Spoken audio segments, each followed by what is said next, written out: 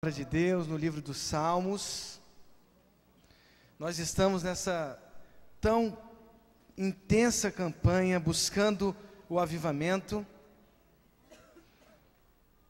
Quem está lendo o livro aí? Vamos ver. Quem está lendo o livro aí, acompanhando diariamente o livro, aprendendo na célula? Que bênção, graças a Deus por isso.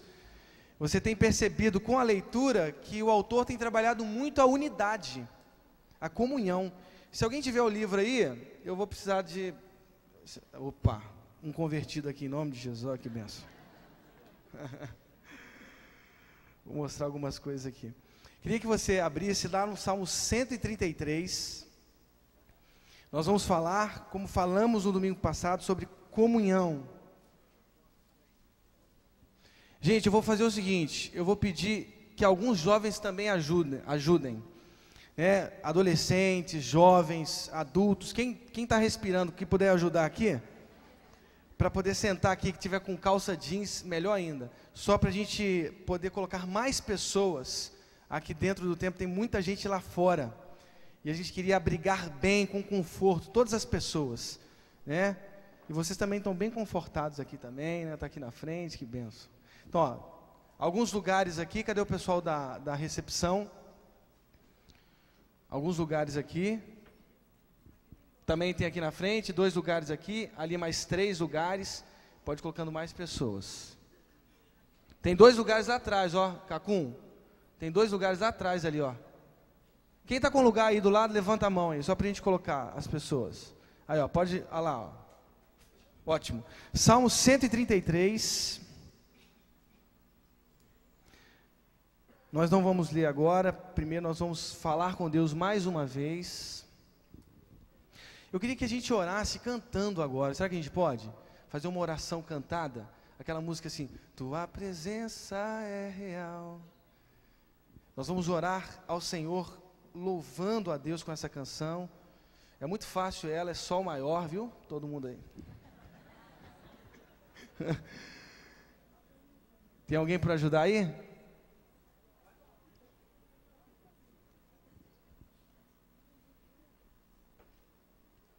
Quem vai tocar o teclado aqui? Cadê o Josué? Está aí ainda?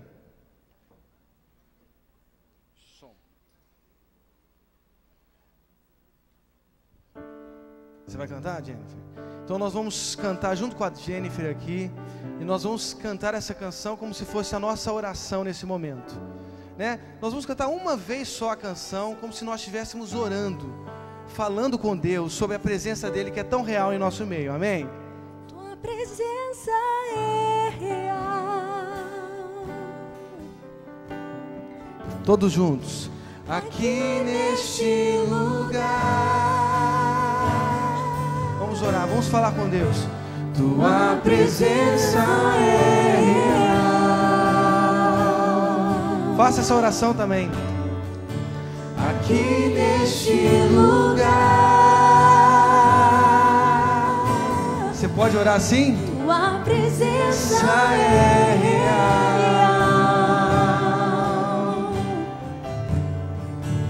Aqui neste lugar. Tua presença é real.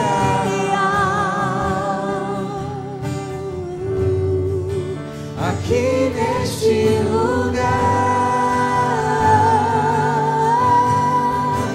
tua presença é real. Faça sua oração.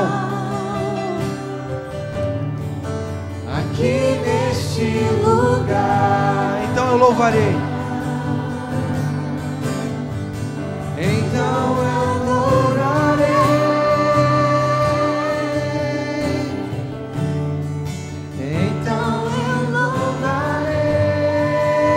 Me renderei, então me renderei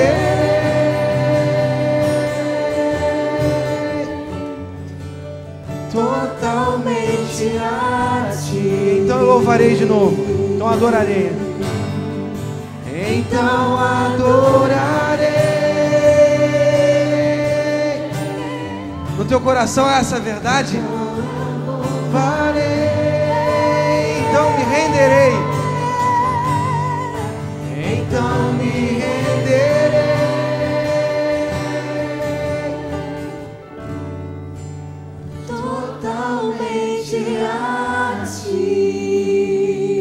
Receba a nossa oração, Senhor. Receba a nossa oração. Nós queremos estar com os corações rendidos aos teus pés. Nós queremos ouvir a tua voz nesse momento. Vai libertando os nossos corações, vai derramando a tua bênção, vai derramando a tua palavra sobre nós. No nome de Jesus. Amém. Que bonito. Pode continuar tocando aí. Será que nós temos vivido uma perfeita unidade? Será que a nossa comunhão reflete a unidade que existe entre o Pai, o Filho e o Espírito Santo? Ou ainda poderíamos perguntar: será que aquela unidade na igreja primitiva, aquela comunhão, como diz o verso 44 do capítulo 2 de Atos, todos os que creram estavam juntos e tinham tudo em comum? Será que essa comunhão continua sendo buscada por nós? Essas são as perguntas que estão perseguindo a minha reflexão, a minha cabeça durante esses dias de campanha.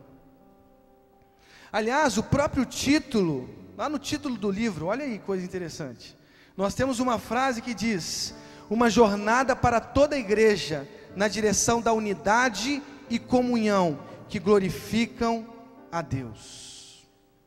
Eu ouso afirmar que o avivamento sem unidade é como uma casca de cigarro. Quem já viu uma casca de cigarro aqui? Um esqueleto vazio, sem vida. Um esqueleto deixado ao léu. Na minha opinião, no fundamento de uma extraordinária experiência de Deus, está sem dúvida uma busca intensa pela comunhão, pela unidade.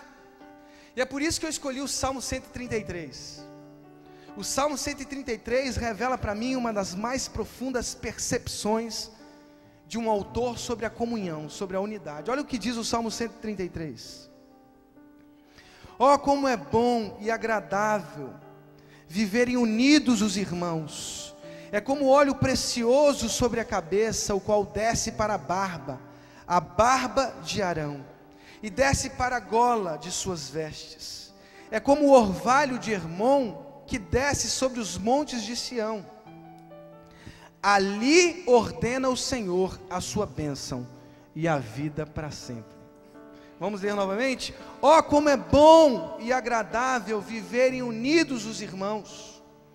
É como óleo precioso sobre a cabeça, o qual desce para a barba de Arão, e desce para a gola de suas vestes. É como o orvalho de Hermon, que desce sobre os montes de Sião.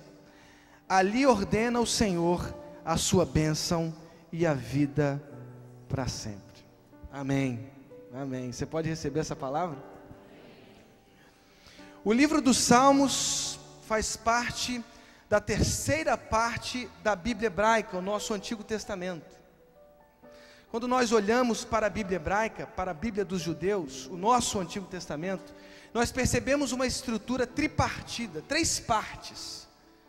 A primeira, a Torá, que é o nosso Pentateuco, que era o centro da espiritualidade e continua sendo, da devoção e da fé de Israel. Nós também temos os profetas, conhecidos como os Nebiim, os profetas, e também os escritos, dos quais fazem parte o texto de Eclesiastes, Provérbios, os Salmos, Cântico dos Cânticos. Uma estrutura tripartida, 3 partes: a Torá, o Pentateuco, os profetas e os escritos. Toda a bela poesia hebraica guardada nesses escritos. O Salmo faz parte dessa terceira, mas que também é tão importante em toda Sagrada Escritura. Aliás, as 3 partes do Antigo Testamento, da Bíblia hebraica, apontam para a Torá, apontam para a lei, porque a lei é como se fosse a lâmpada dos nossos pés, a luz para o nosso caminho. A lei ilumina a nossa vida. O cristianismo nunca negou a lei, Cristo nunca negou a lei, antes cumpriu plenamente a lei. Uma estrutura apontada para a lei, porque a lei de fato nos ilumina as nossas decisões, as nossas vidas. O Salmo também aponta para a lei. O livro dos Salmos não pode ser pensado como um escrito contínuo de 150 salmos e 150 capítulos. Não, ao contrário. O livro dos Salmos precisa ser pensado como uma coletânea de poesias, de pensamentos, com sua própria lógica e individualidade. Cada salmo deve ser percebido em seu contexto. É impossível ler os 150 salmos, precisamos ler cada um em seu contexto, cada um em seu momento, cada um em sua estrutura lógica, em sua individualidade. E o Salmo 133, o salmo que nós estamos estudando hoje, esse tão belo salmo que proclama a união, a unidade, a comunhão, ela fazia parte de uma coletânea menor, o Cântico das Subidas. Interessante isso. Do Salmo 120 ao 134, você vai ver na sua própria Bíblia aí, veja aí. Lá do Salmo 120 ao Salmo 134. Lá no Salmo 120 você vai ter lá um título, Cântico de Romagem, ou Cântico de Peregrinação. Do Salmo 120 até o 134. Cântico de Romagem, Cântico de Romagem. Alguns são de Davi, outros de Salomão, Cântico de Romagem, até o Salmo 134. Interessante isso. Eram os cânticos das peregrinações dos israelitas, dos peregrinos que naquela época do pós-exílio peregrinavam para o templo reconstruído pelas mãos dos homens de Deus. O exílio foi um dos momentos mais difíceis em toda a espiritualidade de Israel. O templo foi completamente destruído, Jerusalém foi sitiada. E na reconstrução, após 70 anos, na reconstrução daquele templo, os peregrinos caminhavam em direção com muita alegria. Olha o que diz o Salmo 122: alegrei-me quando me disseram, vamos à casa do Senhor. Era a alegria do salmista, aquele salmista que tinha experimentado as desgraças do exílio, agora se vê com o templo reconstruído, com a cidade reconstruída, no meio de uma multidão de pessoas exultantes, alegres, e que clamavam, alegrei-me quando me disseram, vamos à casa do Senhor, vamos entoar os cânticos da liberdade, vamos entoar os cânticos da nossa comunhão. E o Salmo 133 precisa ser pensado como a conclusão desses cânticos de peregrinação. Os peregrinos exaltavam ao Senhor quando caminhavam para as festas da Páscoa, dos tabernáculos, cantavam. E nessa peregrinação eles exaltaram a comunhão, eles exaltaram a excelência da unidade fraternal. Como é bom, diz o Salmo 133, como é agradável viverem unidos os irmãos. E interessante porque essa expressão, ela transcende os laços sanguíneos. Não são os irmãos sanguíneos, são os irmãos do povo, da família, do clã, da nação. Eles clamavam juntos, numa intensa unidade. Como é bom nós estarmos unidos, não estamos mais escravizados, ou exilados, ou entristecidos. Não, estamos em meio às festas. Estamos vivendo essa comunhão alegre, dizendo, como é bom vivermos em união. E diz o salmista, é como óleo precioso sobre a cabeça. Óleo, cujas especiarias, compostas segundo a arte dos perfumistas, exalava um perfume acolhedor, um perfume de comunhão. A união é como um perfume, como um bom perfume. Aliás, a gente percebe isso muito quando a gente pega um trem lotado. Esses dias eu indo para o casamento, fazer um casamento, avisar que os carros endemoniados que estão nas calçadas, em frente à igreja e junto à porta, estão sendo multados. Então quem colocou ali, nos passeios ali, vai ser até difícil depois de eu falar endemoniado, mas não está endemoniado não. Quem botou ali, gente, corre lá por favor, porque os carros estão sendo multados, que a igreja inteira não sai em nome de Jesus, sai só alguns. Mas vamos voltar aqui, gente, senão vocês vão deixar de compreender um dos salmos mais preciosos do texto sagrado. Olha o que diz o salmista, é como óleo precioso. Gente, eu indo para o casamento esses dias, numa sexta-feira, E eu resolvi pegar um ônibus, porque o carro estava com minha esposa. E eu peguei um ônibus lotado, daqui lá para Taquara. Depois ainda peguei uma van lotada. E a van lotada é interessante porque você vai em pé, mas você vai em pé completamente dobrado. É uma alegria danada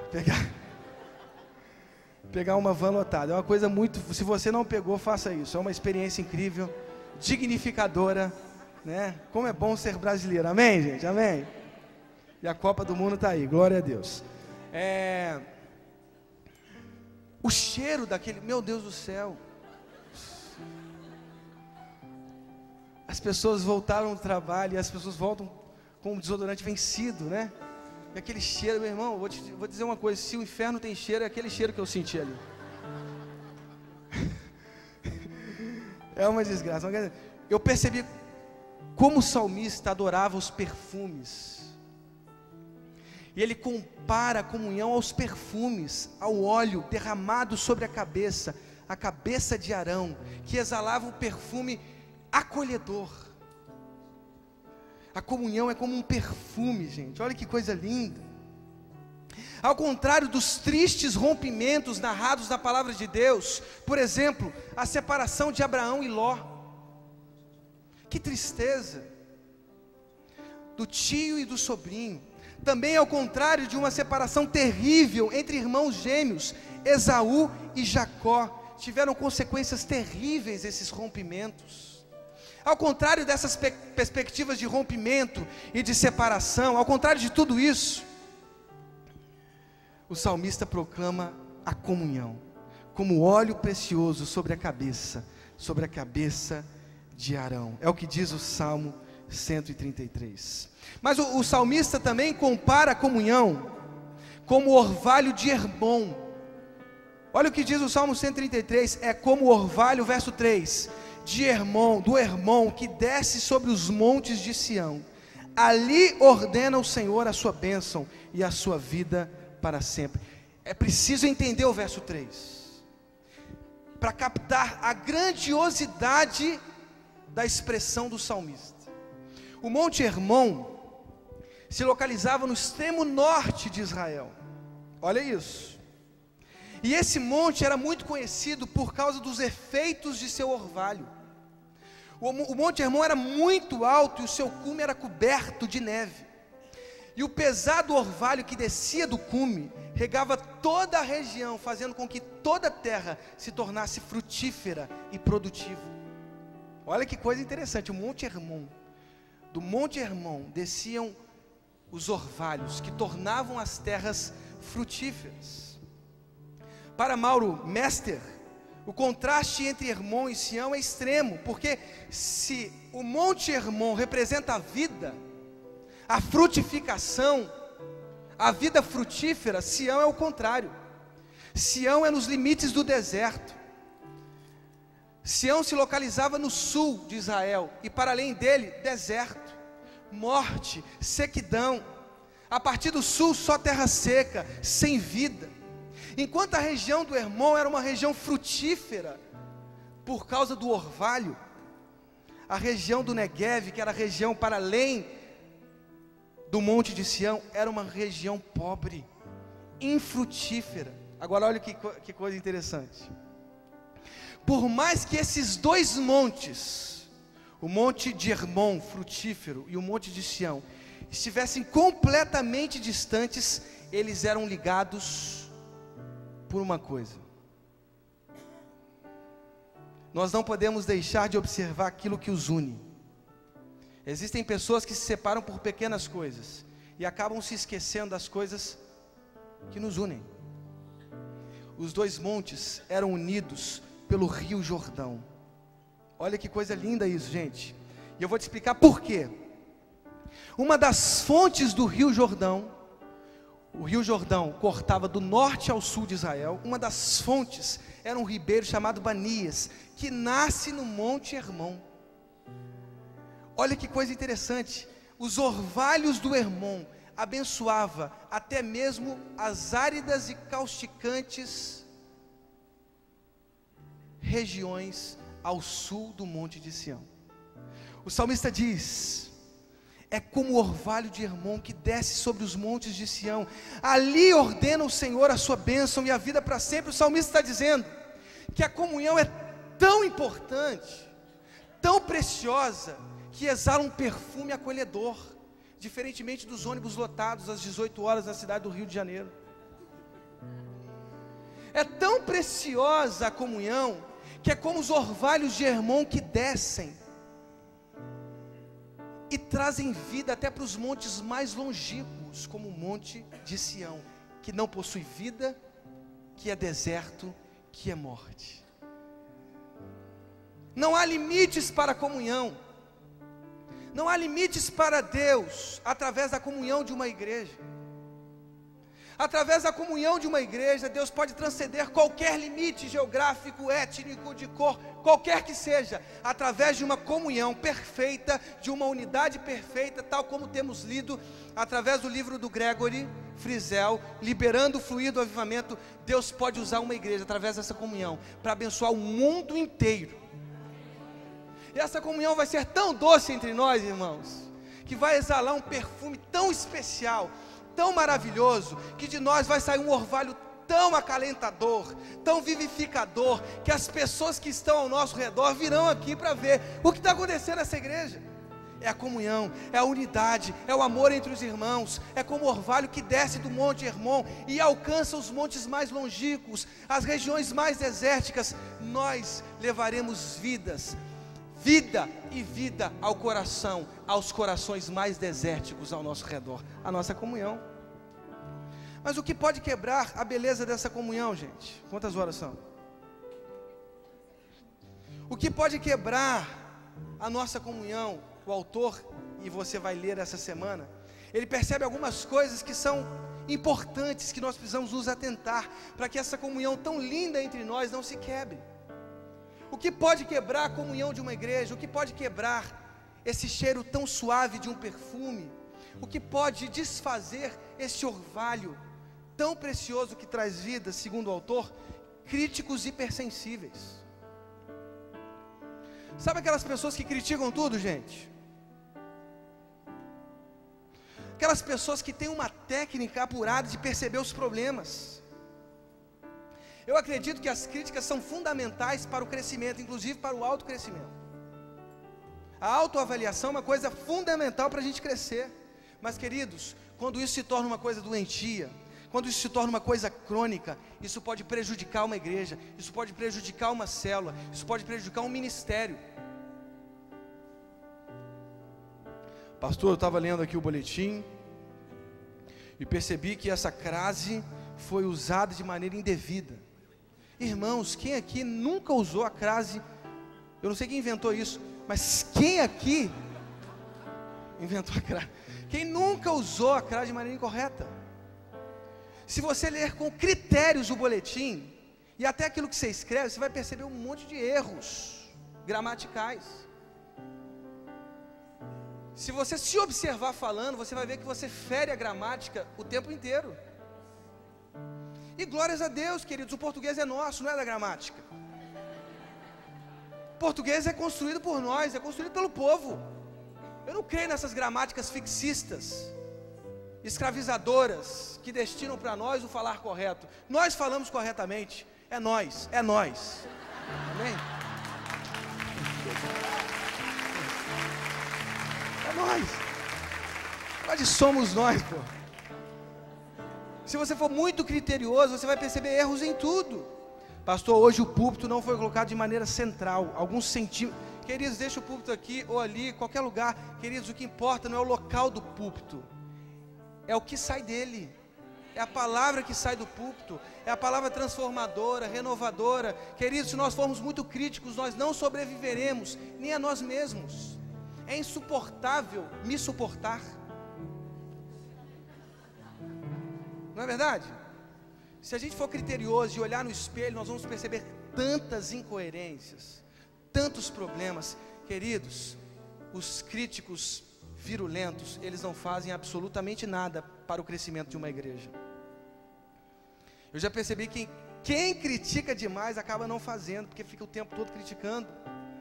Vamos fazendo, irmão, vamos ganhando vidas, vamos transformando nações, vamos transformando pessoas, condomínios, as nossas vizinhanças, os nossos amigos e irmãos. É imperfeito mesmo, a igreja é imperfeita e ela sempre será imperfeita até que o noivo venha resgatá-la. Ela sempre será imperfeita. Amém? Outra coisa, gente estourada, pessoa que não consegue controlar o seu temperamento, causa um dano inominável à igreja. Nós temos que controlar os nossos sentimentos, as nossas emoções, no trânsito, dentro de casa, principalmente dentro de casa, porque lá em casa é difícil, não é verdade? Nas nossas casas, as coisas são complicadas. Não adianta nada ser um bom pastor aqui, ou um bom músico aqui, ou um bom líder de célula aqui, em casa a gente não ser muita boa coisa. Nós temos que dominar o nosso temperamento, controlar, pedir que o Espírito Santo de Deus controle isso. Vamos orar, nós precisamos nos aperfeiçoar.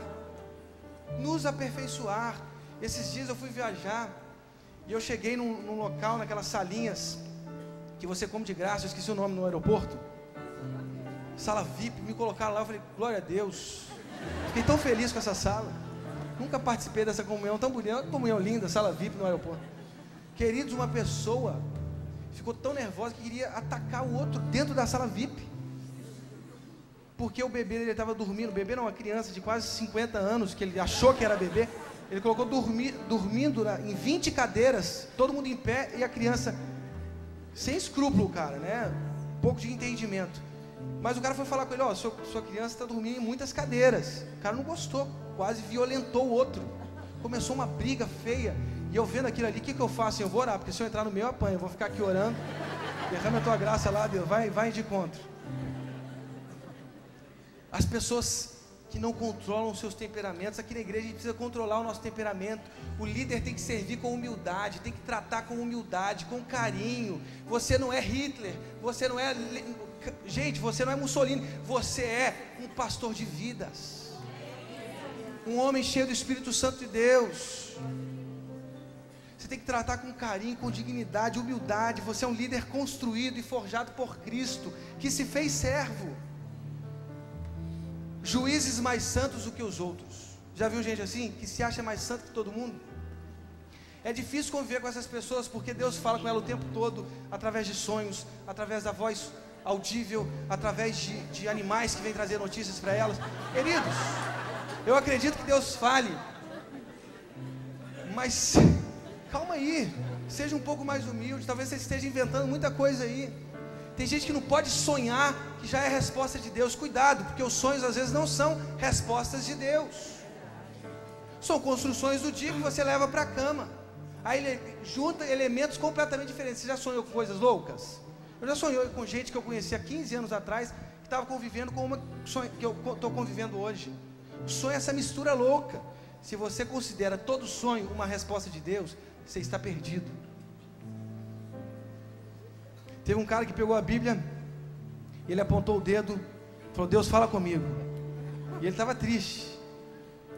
E a palavra dizia assim, e Judas suicidou. Aí ele falou, não está falando comigo, Deus, vamos de novo. Vamos de novo. Pô, vá e faça o mesmo. A gente tem que tomar cuidado com o que a gente faz como resposta de Deus. Deus fala através de sonhos? Amém. Deus fala através de pessoas? Deus fala através de profetas? Deus fala através de mula? Fala. Deus fala através de mula. Deus fala através de qualquer canal que Ele desejar.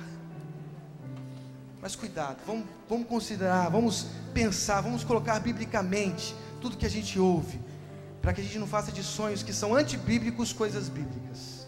Segunda coisa que o autor diz, batalhas em tempo de decisão. Toda decisão numa igreja é difícil. Eu era de uma época, sou novo, mas eu era dessa época, mesmo sendo novo, em que existiam reuniões numa igreja, que era uma briga terrível, gente, com os visitantes dentro, para escolher qual era a pintura da parede, se era branco, se era gelo. gente quase saindo no tapa no meio de uma igreja. Eu já vi diversas vezes brigas no interior de uma igreja por decisões pequenas. Queridos, nós precisamos, como Gregory Frizel disse, aprender a concordar em discordar. Em qualquer ambiente onde há mais de uma pessoa, haverá discordâncias. O casal precisa aprender isso. Você precisa concordar comigo pelo resto da vida. Isso não vai existir, desculpe. O seu marido não vai concordar com todas as coisas que você fala ou diz ou faz, não. Nem sua esposa. Aliás, as discordâncias da nossa esposa ou do nosso marido podem nos ajudar a ver melhor uma questão. Em tempos de decisão, nós precisamos colocar o nosso coração diante do Senhor. Nós não podemos tornar as decisões dessa igreja motivos de briga, de escândalos, ou as decisões da nossa família, ou as decisões da nossa célula, do nosso setor, do nosso distrito ou da nossa rede, motivo de escândalo. Por mais que um discorde, vamos ser um pouquinho democrático, vamos pela maioria.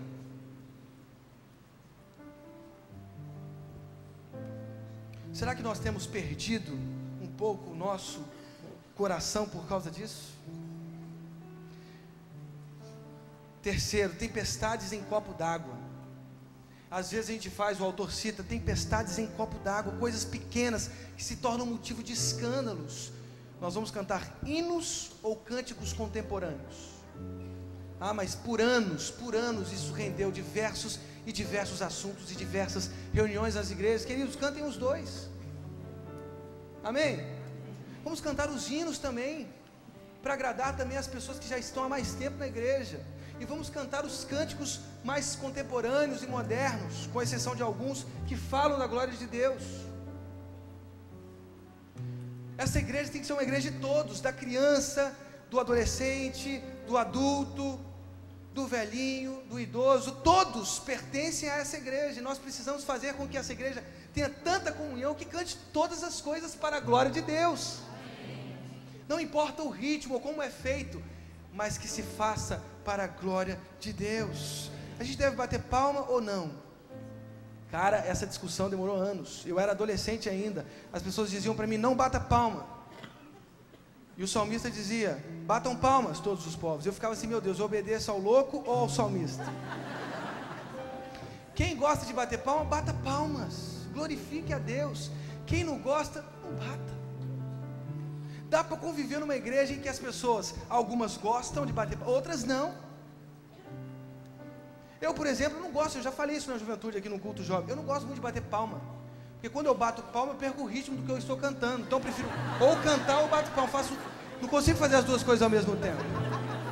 Eu tenho um problema, algum defeito. Eu nasci assim, o médico bateu alguma, não sei, mas não consigo, vou perdendo o ritmo. Quando eu vou ver, eu não estou cantando um monte de letra esquisita e batendo palma com os tempos diferentes. Então ou eu canto ou eu bato palma, mas eu faço as duas coisas. É para pular, eu pulo, é para dançar, eu danço. Eu faço tudo para a glória. Nós precisamos fazer tudo para a glória de Deus. A gente só não pode bater palma para brigar com o outro.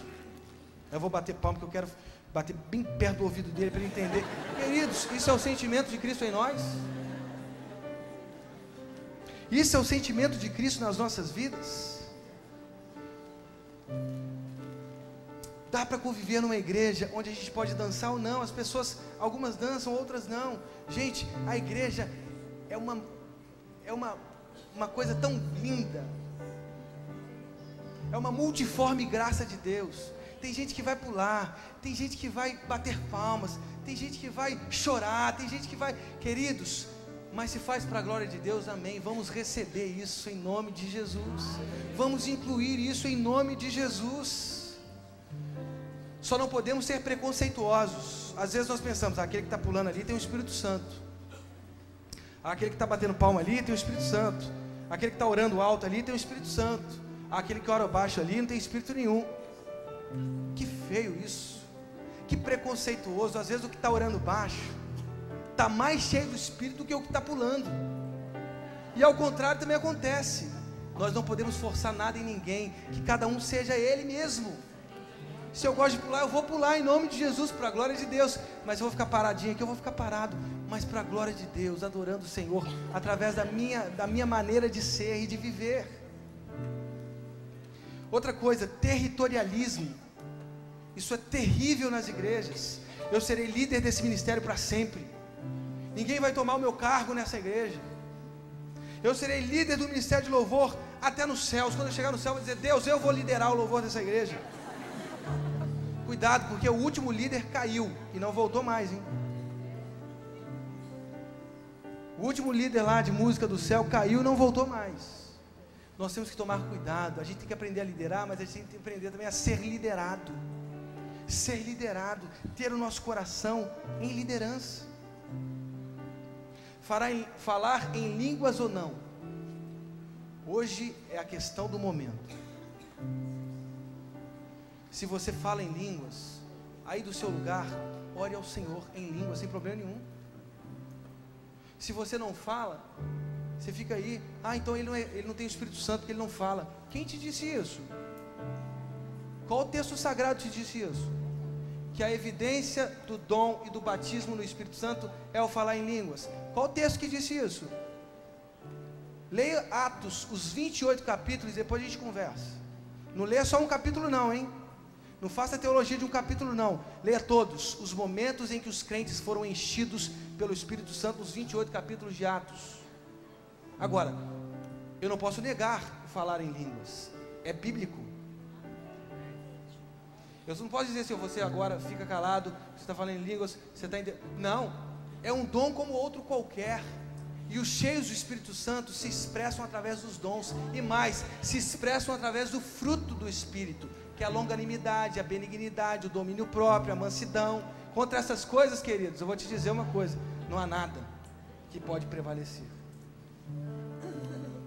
Se você tem esse dom, amém, você é recebido nessa igreja, essa igreja te ama. Se você não tem esse, mas tem outro dom, Deus te ama, essa igreja te ama, vamos ser um, nós somos um corpo.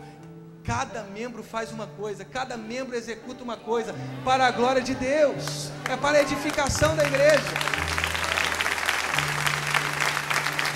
Amém? Eu me lembro até hoje de um momento em que a gente foi num congresso, o pastor Eibe compartilhou, porque ele não é um territorialista, quando ele deixou uma igreja de 11 mil pessoas, e foi construir uma igreja do zero, em outra cidade. Nós não podemos dominar o local, territorialismo é pecado, nós precisamos também ter o nosso coração rendido aos pés de Jesus, ser liderado por Jesus, e pelas pessoas que Deus escolhe para nos liderarem. Último, para a gente terminar, quantas horas? Programas sem oração. Programas sem oração. Métodos sem oração. Nós devemos existir de uma vez por todas, em nome de Jesus, dessa ideia falsa de que certos estilos musicais, algumas fórmulas de crescimento, alguns programas, algumas estruturas são as chaves principais para o avivamento. Queridos, o avivamento acontece na oração.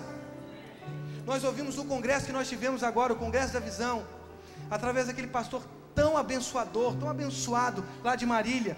Deus não unge métodos, Deus unge pessoas.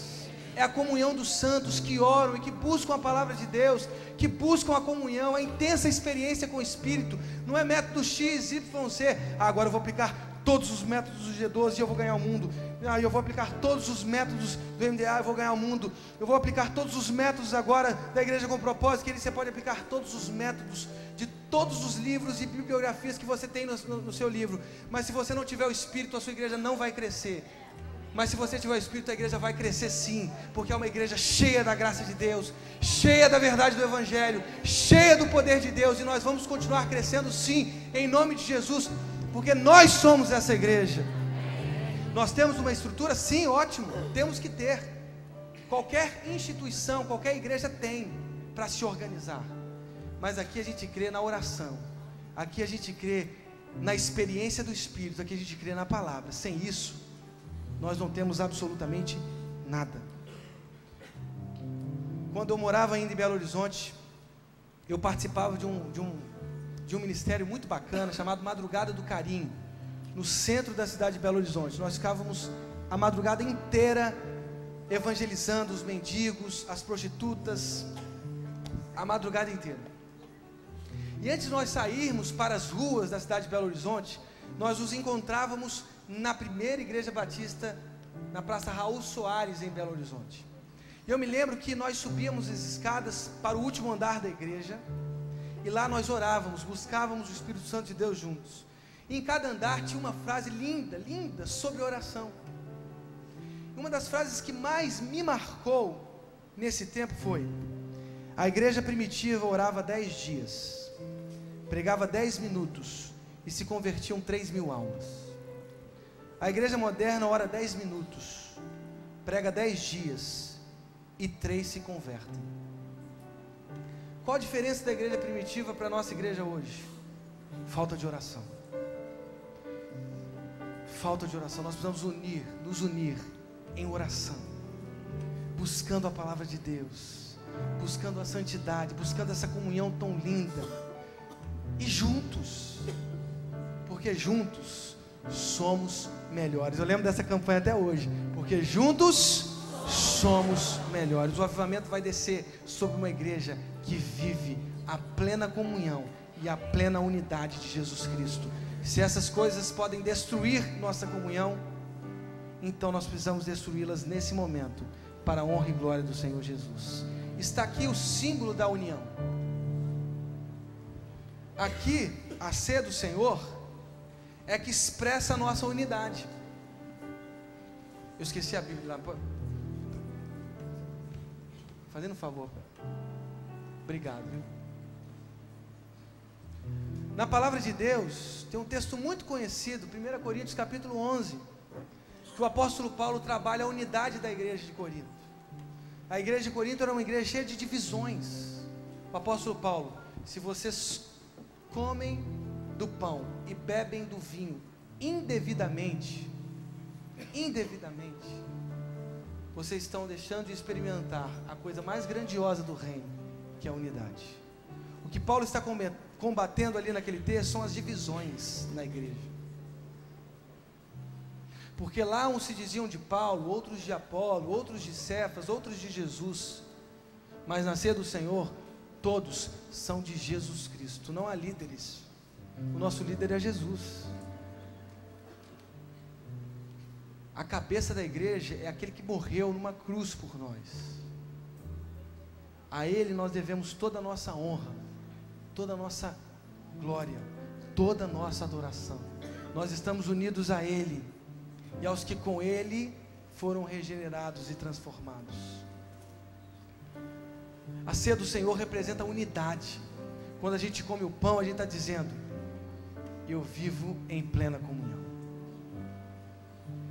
Quando se bebe o vinho, se diz simultaneamente: eu também vivo essa graça que me tornou um com o meu próximo, com o meu outro irmão.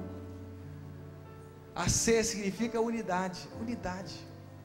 E nesse momento quero convidar todas as pessoas que ficaram destinadas à rede do pastor Claudir. Cadê o pessoal da rede do pastor Claudir? Que vão me ajudar nesse momento a servir a ceia.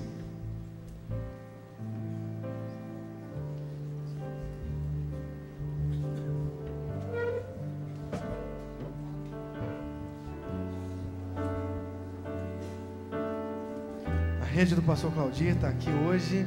Que bênção, olha aí que boa rede. Homens e mulheres tão graciosos, cheios do Espírito Santo de Deus, que vieram nos ajudar nesse momento tão importante para a igreja, a ceia do Senhor. Nela nós proclamamos o Evangelho de Jesus, e nela nós proclamamos a nossa unidade, a nossa união, amém? Eu queria convidar todas as pessoas que já foram batizadas, que passaram pelas águas batismais. Por que preciso me batizar? Porque o batismo é uma ordenança. Nós precisamos nos batizar porque Jesus nos ordenou. O batismo é para aquele que aceitou Jesus como Senhor de suas vidas, para aquele que aceitou Jesus como Senhor do coração dele. Então aqueles que já passaram pelo batismo em alguma igreja evangélica, eu queria convidar que vocês ficassem de pé nesse momento, porque nós vamos servir a ceia do Senhor. A primeira ordenança é o batismo. Pastor, ainda não batizei. O que está faltando? Pastor, eu quero ser a pessoa mais perfeita do mundo. Você não vai se batizar nunca. Não vai se batizar nunca. Se você aceitou Jesus como o Senhor do seu coração, da sua vida, você precisa cumprir essa ordenança de Jesus, o batismo, para que então você cumpra a segunda ordenança. Qual é a segunda ordenança? A ceia do Senhor. É tão importante participarmos da ceia do Senhor. É aquilo que nos torna um. O pão e o vinho. O pão representando o corpo de Cristo e o vinho representando o sangue de Jesus, que nos fez um com Ele, uma igreja com Ele, a nossa igreja, a igreja de Jesus Cristo. Amém. Vou passar aqui junto com o pastor Claudio.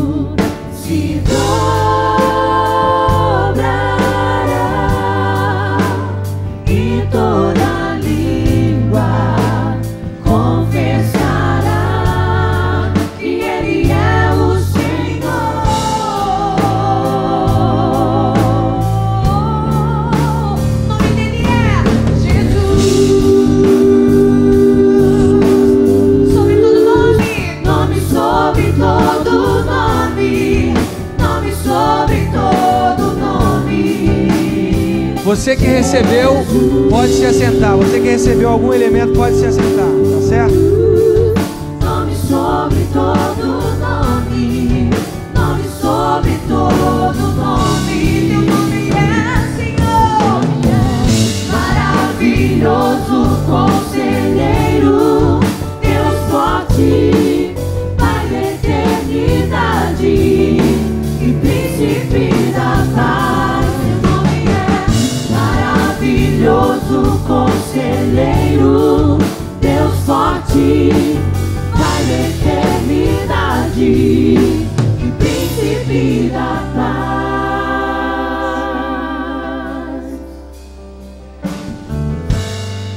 Abriu mão da sua glória. Precisamos aprender com Jesus e semelhante a um homem se esvaziou, servo tornou. A honra vem de Deus.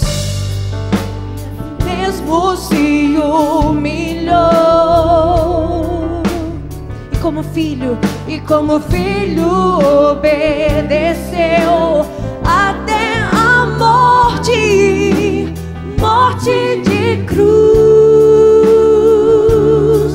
Mas o grande Deus, o nosso Pai, o exaltou. Ele deu um nome que é sobre todo nome, nos céus e na terra e debaixo da terra. Ao nome de Jesus, todo joelho se dobrará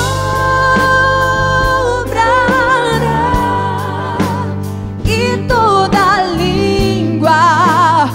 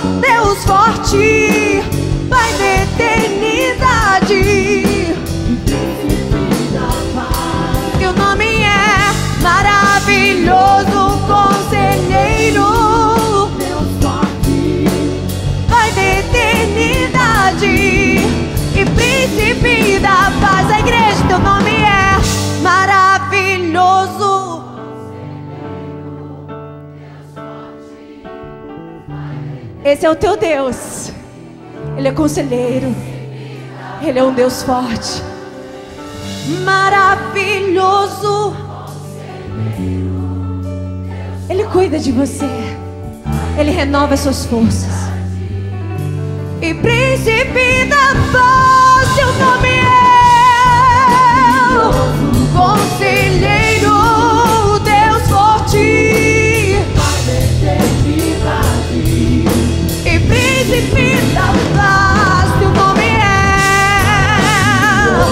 conselheiro, Deus forte, Pai da eternidade e príncipe da paz.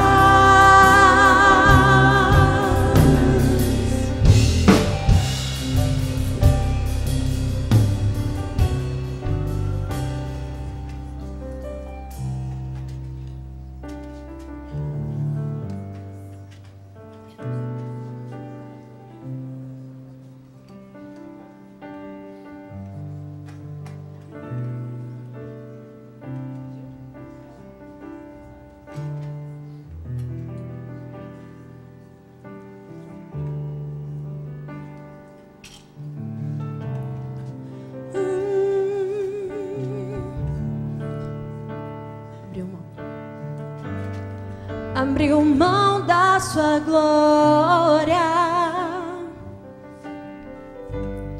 e semelhante a um homem se esvaziou, servo tornou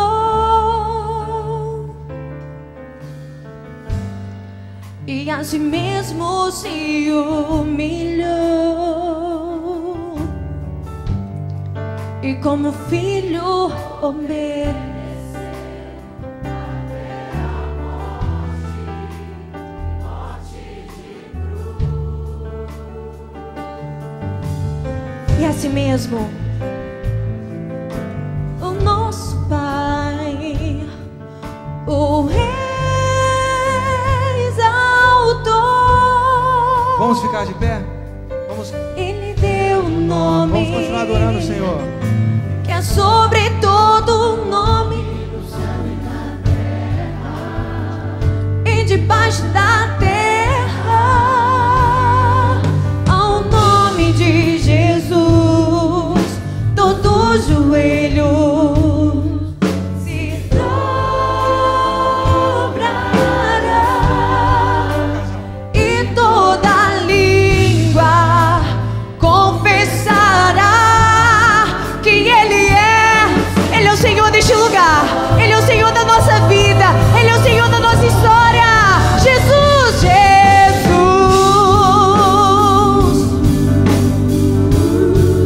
nome sobre todo nome, nome sobre todo nome, Jesus,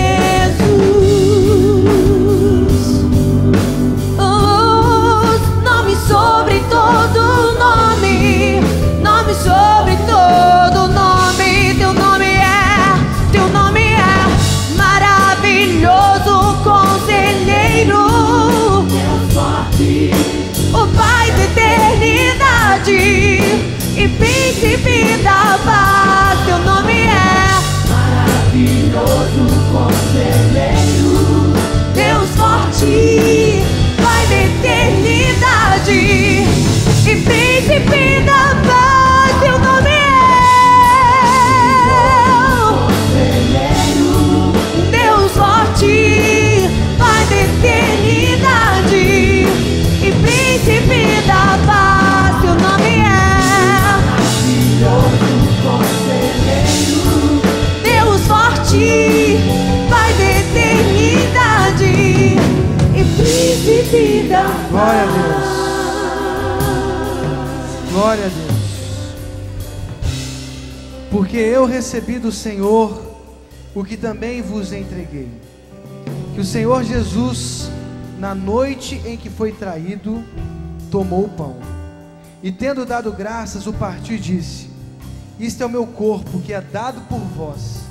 Fazei isto em memória de mim. Em memória de Jesus Cristo e do sacrifício dele por nós. Comamos o pão.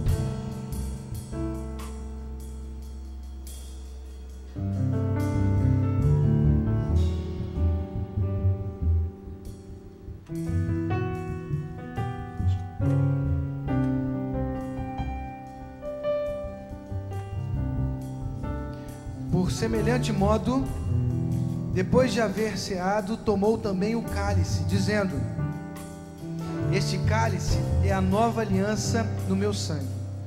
Fazei isso todas as vezes que o beberdes, em memória de mim. Antes de bebermos, eu queria, como um ato de comunhão, um ato profético, que nós trocássemos os nossos cálices, dizendo assim: eu te amo muito, você é meu irmão, nós vamos vencer juntos. Nós somos uma igreja única, a Igreja Batista Central da Barra, que pertence à Igreja de Jesus Cristo. Eu vou trocar também o meu cálice aqui. Deus abençoe vocês, em nome de Jesus. Todo mundo trocou o cálice? Agora, em memória de Cristo e dessa igreja que Ele construiu através de sua morte, bebamos o sangue.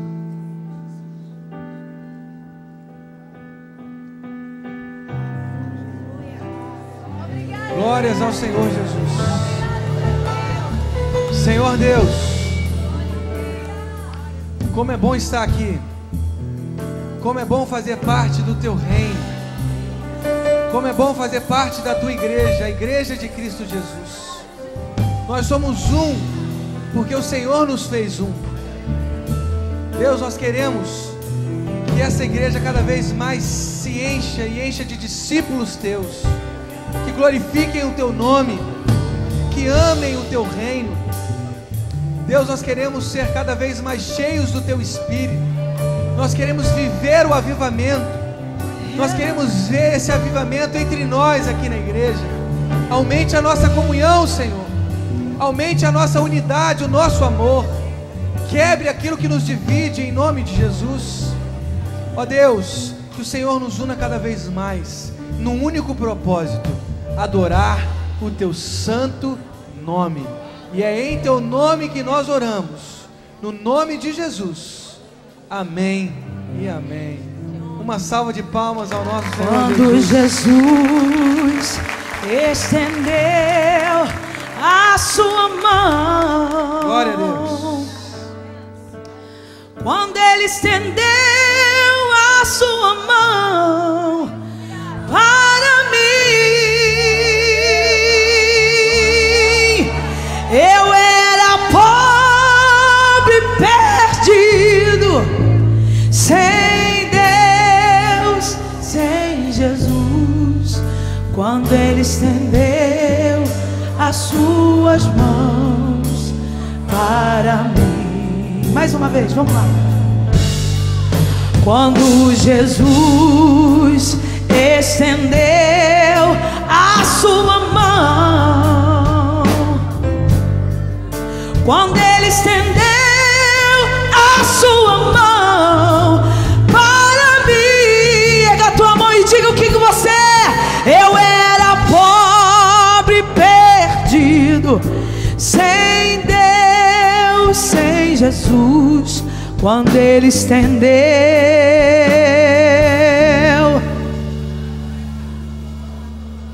quando Ele estendeu, levanta a tua mão aí, querido, porque nós não somos nada, nada, nada, nada, nada, nada, nada sem Ele. Eu era pobre, perdido, sem Deus, sem Deus, sem Deus, sem Deus, sem Deus. Mas quando Ele estendeu, é por isso que eu estou aqui ceando, é por isso que eu estou fazendo parte do corpo dele, aleluia. A sua mão para mim, para mim, para mim, Senhor, aleluia. Aplauda o Rei. Glória a Deus. Glória a Deus. Que Deus abençoe a sua vida e vamos lutar cada vez mais pela nossa união, amém? Deus abençoe vocês em nome de Jesus, amém.